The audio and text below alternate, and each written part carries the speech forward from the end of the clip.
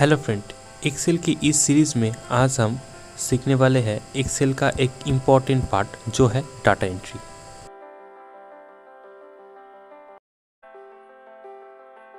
Data entry excel का एक बहुत ही इम्पॉर्टेंट पार्ट है क्योंकि हम एक्सेल शीट बनाते ही इसलिए है ताकि उसमें हम हमारा डाटा रख सकें।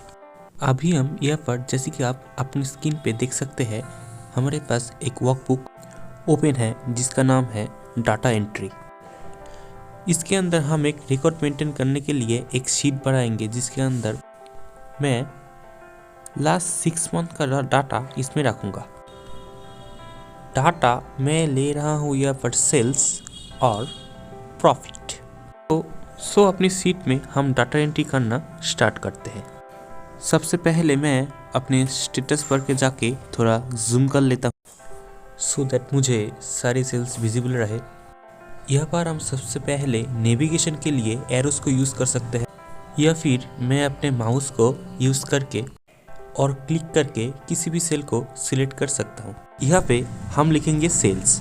अब जैसे ही अब सेल्स कर लेती है लिखना, उसके बाद या तो आप एंटर प्रेस कर सकते हैं। एंटर प्रेस करने से आपका जो भी सेल सिलेक्टेड था वो 1 रो डाउन चली जाती है, या फिर आप अपने कीबोर्ड की टैब को यूज़ कर सकते हैं। टैब यूज़ करने के टाइम पे आपका सिलेक्शन टू व्हाट राइट मूव कर जाती है। सेल्स बनाने के बाद सपोज मैं यहाँ पर लिखने चाहता था प्रॉफिट, पर गलती से कीबोर्ड के अंदर F और G पास में है और मुझसे लिखा गया प्रॉफिट और फिर मैंने एंटर दे दिया। अब इसको एडिट करने के लिए हमारे पास 2 तरीके हैं। या तो मैं इस सेल को सिलेक्ट करूं और फॉर्मूला बार के जाकर इसकी स्पेलिंग को ठीक कर दूं, या फिर माउस से जहां पर भी मुझे गलती हुई है वहां पर मैं डबल क्लिक करूंगा तो मेरा कर्सर वहां पर आ जाता है। फिर जी को डिलीट करके मैं यहाँ पर F दे देता हूँ और एंटर देता हूँ। आपसे अगर कुछ भी टाइपिंग एरर होती है तो उसको ठीक करने के लिए जहाँ पर भी गलती हुई है डबल क्लिक कर सकती है, या फिर फॉर्मूला बार के जाकर उस सेल को आप ठीक कर सकते हैं। क्योंकि हमको 6 महीने का सेल और 6 महीने का प्रॉफिट एंट्री करनी है तो हम उसको एंट्री करना स्टार्ट करते हैं। सपोज मुझे यहाँ पर देना है 140, पर क्योंकि मेरा कैप्स लॉक ऑन है और मैंने 0 और O पास में है तो मैंने 140 लिख दिया। हाँ, वो गलत है, पर सपोज मैंने इसे मान लिया कि मैं 14 लिखा है और अब मैं 120 करेक्टली लिखता हूँ और जैसे ही मैं टैप करता हूँ तो इन दोनों नंबर्स पे एक फ़र्क है। आप देखेंगे 14O जो कि हमारा 140 था वो लेफ्ट अलाइन है और 120 वो राइट अलाइन है।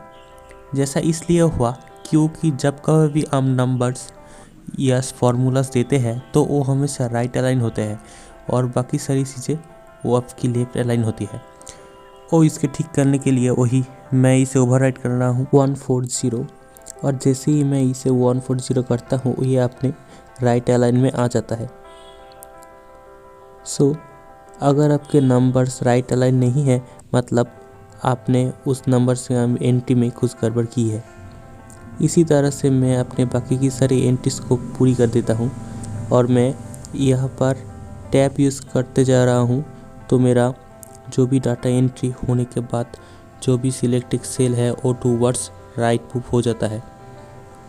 और ऐसे ही मैं प्रॉफिट के लिए भी कर लेता हूँ।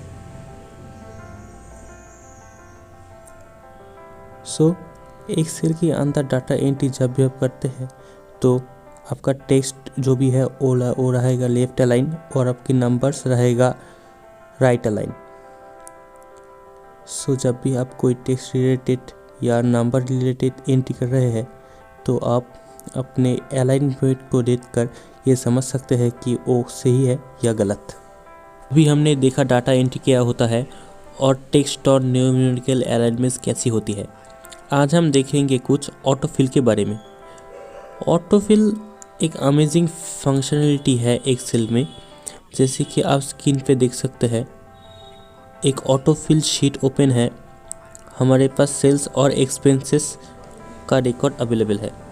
अब जो कि हमारे पास मंथ्स नहीं है, तो इस ऑटो फिल में अंदर हम यहाँ पर मंथ एंटर करेंगे।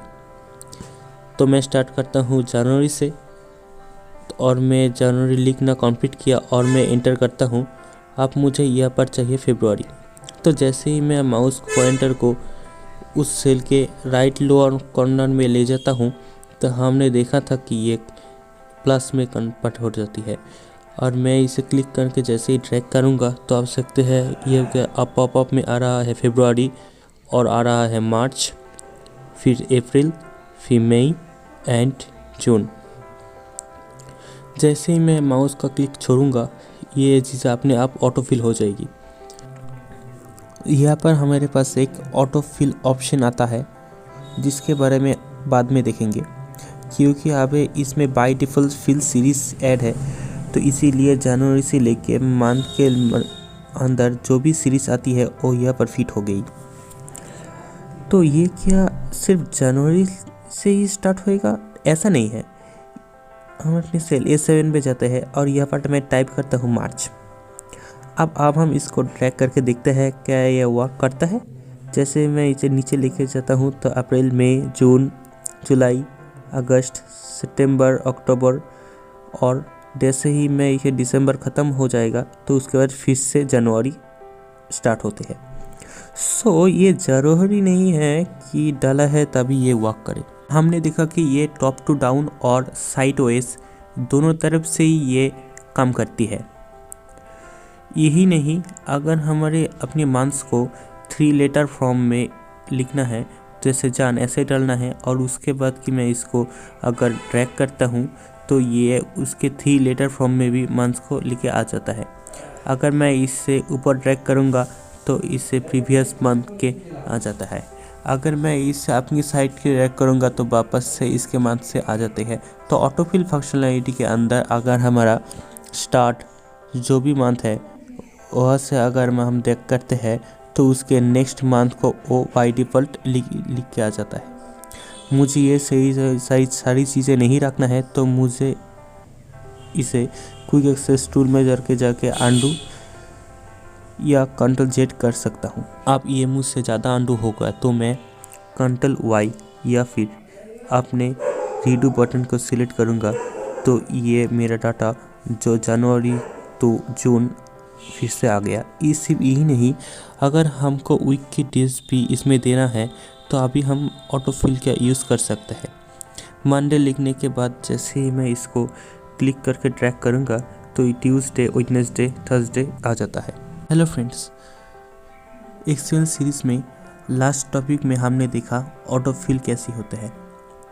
इस टॉपिक में आज बात करेंगे डेट एंड टाइम के बारे में। डेट एंड टाइम, इसके बिना कोई भी डाटा कंप्लीट नहीं हो सकते हैं आपकी रिकॉर्ड्स में कहीं भी ये डेट या टाइम ज़रूरत ना हो, पर जनरली अगर हम बात करें तो डेट एंड टाइम बहुत ही इम्पॉर्टेंट फीचर होता है किसी भी डाटा को कंप्लीट करने के लिए।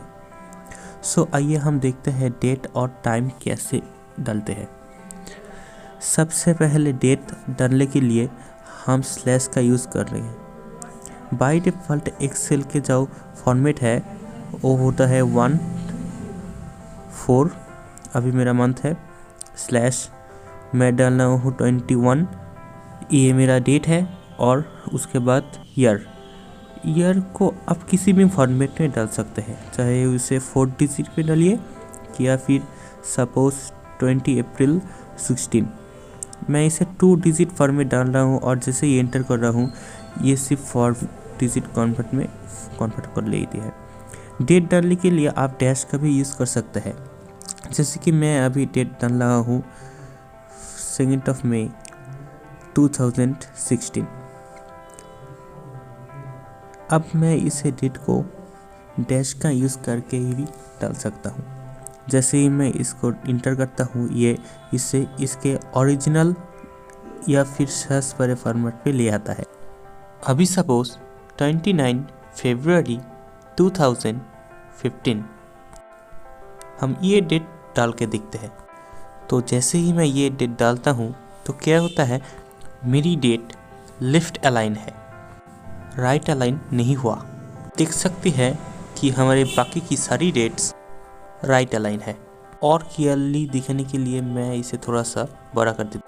तो हम देख सकते हैं बाकी की सारे डेट मेरी राइट अलाइन है, सिर्फ मेरी 29 फरवरी 2015 लेफ्ट अलाइन है। जरा अब आप एक बार सोच के देखिए, 29 फरवरी 2015 में क्या आई थी? नहीं आएगी, क्योंकि वो लीप ईयर नहीं है। यानी कि अगर हम कोई गलत डेट डालते हैं, जैसे कि मार्च के महीने में 31 डेज होती है और अप्रैल के महीने में 30 डेज होती है। सपोज मैं अप्रैल के अंदर 31 डे डालता तो वो भी लेफ्ट अलाइन ही रहेगा। यानी कि हमारी गलत डेट डाली है तो वो बाय डिफ़ॉल्ट लेफ्ट अलाइन हो जाती है। ऐसे ही मैं अगर 29 फरवरी 2016 डालूँगा तो वो राइट अलाइन हो जाएगी। तो अगर आपकी डेट्स गलत है या प्रॉपर वे से नहीं डाली हुई है तो वो अपने आप राइट अलाइन नहीं होगी।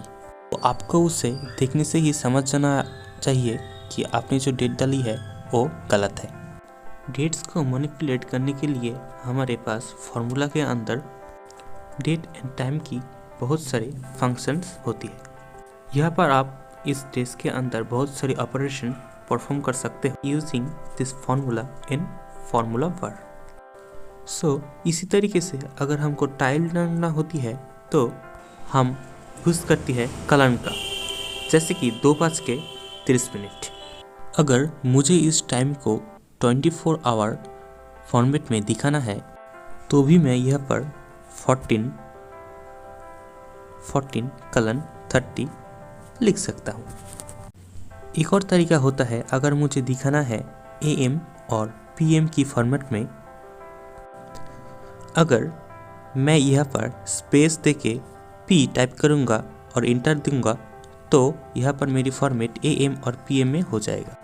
तो फ्रेंड, एक्सेल में डाटा एंट्री करने से पहले जो फॉर्मेट जानना हमारे ज़रूरी था वो हमने जान लिया है। नेक्स्ट क्लास में हम जानेंगे कैसे एक्सेल में प्रॉपर तरीके से डाटा एंट्री करती है। आई होप आपको वीडियो बहुत अच्छा लगा होगा। अगर आप चैनल में नया है तो प्लीज़ चैनल को सब्सक्राइब करना मत भूलिए और लाइक करके साथ में रहिए।